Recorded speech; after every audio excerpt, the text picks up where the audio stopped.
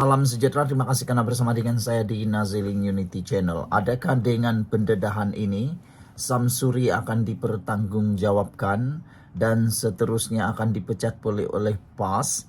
Ataukah Mahathir yang perlu memecatkan dirinya sendiri dan letak jawatan? SG4, kawasan ekonomi yang dibentuk untuk kerjasama antara 4 buah negeri dipimpin oleh PAS. Tetapi nampaknya SG4 tiada perubahan signifikan walaupun telah menggunakan khidmat Tun Mahathir Mohamad sebagai penasihat. Dijangka kononnya dengan adanya Mahathir mampu menarik pelaburan berbilion-bilion. Tapi apa yang jadi entahlah. Nampaknya Mahathir pun sudah tidak punya aura seperti dahulu lagi. Itulah yang dimaksudkan oleh netizen. Tun Mahathir memang tak relevan lagi dalam dunia politik, kata mereka. Hari ini penganalisis berkata, gara-gara bonus bantuan pusat telah mencalarkan image SG4. Sebelum kita teruskan ulasan kali ini, jangan lupa tinggalkan komen Anda pada pendapat Anda. Patutkah Mahathir haruslah berhenti sudah dalam dunia politik? Kerana sekarang ini auranya sudah tidak ada lagi. Telah mencalarkan kredibiliti SG4 dan juga yang dicalon-calonkan sebagai Perdana Menteri ini, yaitu Dr. Sham, Menteri Besar Terengganu. Kata penganalisis, bantuan pusat mencalar image SG4. Taufik Yaakob dari Universiti Malaya berkata SG4 sering digembar-gemburkan, berupaya melonjakkan ekonomi selain dianggap model pemerintahan terbaik.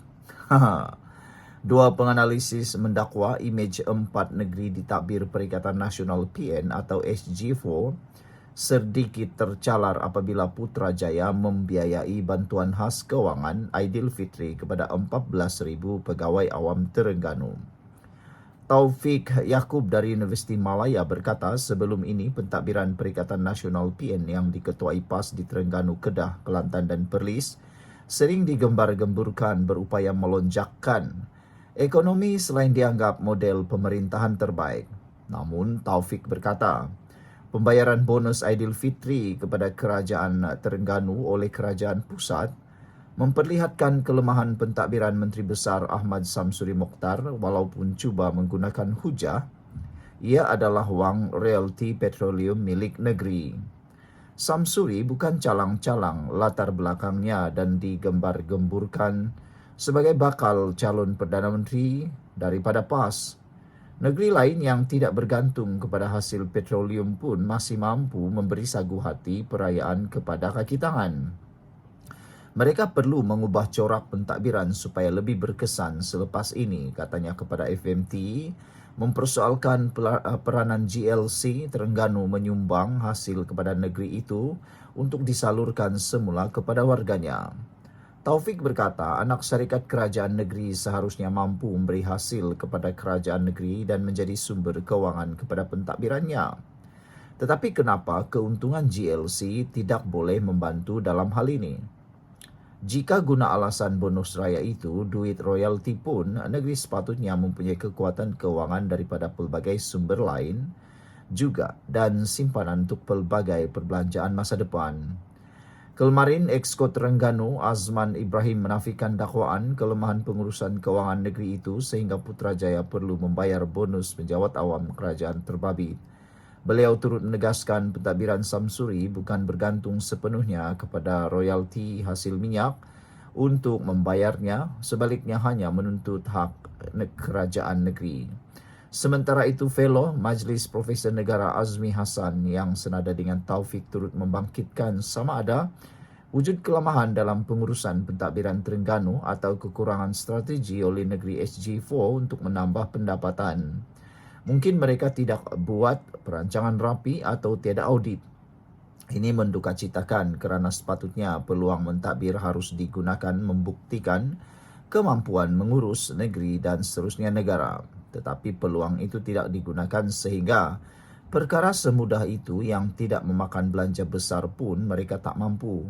Katanya merujuk bantuan bonus raya kepada penjawat awam Terengganu membabitkan perbelanjaan 7 juta ringgit. Sekian dulu untuk kali ini. Jangan lupa tinggalkan komen Anda. Salam sejahtera. Terima kasih karena bersama dengan saya di Nazilin Unity Channel. Saudara-saudara sekalian, case 1MDB terhadap Najib Tun Razak kini makin menjadi panas apabila pendedahan demi pendedahan yang luar biasa yang tak pernah media buktikan ataupun yang tak pernah media siarkan, kini kita ketahui satu persatu. Bayangkan case Najib daripada tahun 2019 kini tiba-tiba muncul sekali lagi apabila Najib dikatakan adalah suspek. Saudara, sebelum kita teruskan ulasan kali ini, jangan lupa tinggalkan komen Anda. Dan bagi mereka yang ada masalah gout, kencing manis, tinggi darah, saya sertakan dalam video ini produk yang terbaik yang pernah orang beritahu, sangat baik dan membantu. Sila cepat tekan butang itu supaya Anda dapat melihat bagaimana produk itu dapat membantu menyelesaikan masalah kencing manis, gout, dan tinggi darah. Beli cepat, kena sekarang, promosi sangat baik dan harganya sangat murah. Baik, case 1MDB, Najib jadi suspek pada 2019 kata pegawai penyiasat. Seorang pegawai penyiasat bersara memberi keterangan bahawa bekas Perdana Menteri Najib Razak menjadi suspek dalam siasatan polis terhadap dakwaan pecah amanah jenayah CBT melibatkan dana 1MDB. Raja Gopal memberitahu Mahkamah Tinggi di Putrajaya hari ini bahawa pada awal siasatan CBT pada tahun 2015 bahawa bekas Menteri Kewangan itu bukan suspek dan hanya menjadi suspek menjelang tahun 2019. Bekas Ketua Unit Siasatan Jenayah Korporat CCID itu menjawab soalan pemeriksaan balas oleh Timbalan Pendakwa Raya Ahmad Akram Garib semasa perbicaraan salah guna kuasa dan penggubahan wang haram 2.27 bilion ringgit Malaysia 1MDB terhadap Najib hari ini. Untuk rekod, Najib tidak pernah didakwa atas mana-mana kesalahan CBT yang didakwa melibatkan dana 1MDB. Dan perbicaraan jenayah hari ini adalah atas 4 pertuduhan salah guna kuasa dan 21 pertuduhan penggubahan wang haram. Semasa sesi soal jawab, Akram bertanya, adakah Najib suspek kes CBT? Raja Gopal menjawab, iya. Saksi pembelaan itu telah disapina oleh pasukan pembelaan Najib untuk memberi keterangan bagi tertuduh semasa peringkat pembelaan perbicaraan 1MDB.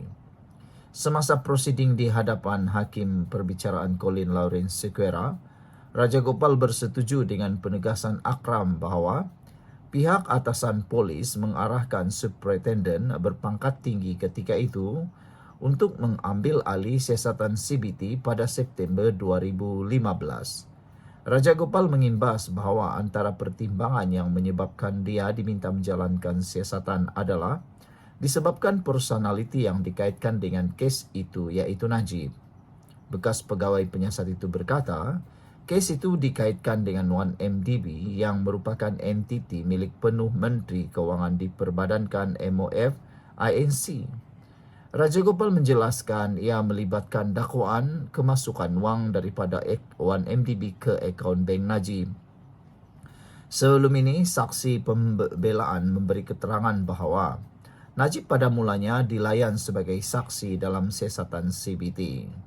Semasa pemeriksaan balas Akram hari ini, Raja Gopal menjelaskan bahawa pada mulanya tiada suspek apabila siasatan CBT bermula pada tahun 2015. Saksi pembelaan itu berkata ketika itu masih terlalu awal kerana mereka masih belum merekodkan kenyataan daripada ramai saksi, termasuk ahli lembaga pengarah dan pengurusan 1MDB. Raja Gopal mengimbas bahawa laporan awal polis yang melancarkan siasatan CBT dibuat oleh bekas pemimpin UMNO Khairuddin Abu Hassan. Raja Gopal memberi keterangan bahawa laporan Khairuddin adalah mengenai apa yang dibacanya di media mengenai pendedahan berhubung isu takbir urus dalam 1MDB yang menyebabkan syarikat itu dilanda hutang berbilion ringgit. Pada 30 Oktober tahun lepas, Mahkamah Tinggi memerintahkan Najib membela diri atas 4 salah guna kuasa dan 21 pertuduhan pengubahan wang haram membabitkan 2.27 bilion ringgit daripada 1MDB. Sukera memutuskan bahawa pihak pendakwaan berjaya mewujudkan kes prima facie boleh bertanggungjawab terhadap Najib kerana kekuatan kira-kira 50 keterangan saksi. Saksi pendakwaan termasuk bekas ahli pengurusan 1MDB, termasuk bekas CEO Sahrul Azral Ibrahim Helmi, bekas Ketua Pegawai Keuangan Azmi Tahir dan bekas Peguam Am Jasmine Low. Antara awal Disember tahun lalu dan akhir Januari tahun ini, Najib menghabiskan 26 hari di kandang saksi, cuba menimbulkan keraguan munasabah dalam kes pendakwaan. Tertuduh berhujah bahawa dia tidak mempunyai pengetahuan atau penglibatan dalam salah laku di 1MDB dan penyelewengan di syarikat itu hanya didalangi oleh ahli perniagaan dalam buruan Lo Tiak Jo atau Jolo dan pihak pengurusan. Bekas ahli parlimen pekan itu juga bergantung kepada pembelaan bahawa dia dijanjikan derma oleh Raja Arab Saudi, Raja Abdullah, semasa pertemuan di Riyadh pada 2010. Sejak Ogos tahun 2022, Najib telah menjalani hukuman penjara 6 tahun atas kes salah guna kuasa CBT dan pengubahan wang haram membabitkan 42 juta ringgit dana daripada SRC International, bekas anak syarikat 1MDB yang kemudiannya menjadi milik penuh MOFINC. Awal tahun ini, Lembaga Pengampunan mengeluarkan nasihat diraja untuk hukuman penjara ke atas kes SRC Najib selama 12 tahun dan denda 210 juta dikurangkan kepada 6 tahun dan denda 50 juta ringgit. Saudara-saudara sekalian, sekian untuk kali ini. Jangan lupa tinggalkan komen Anda.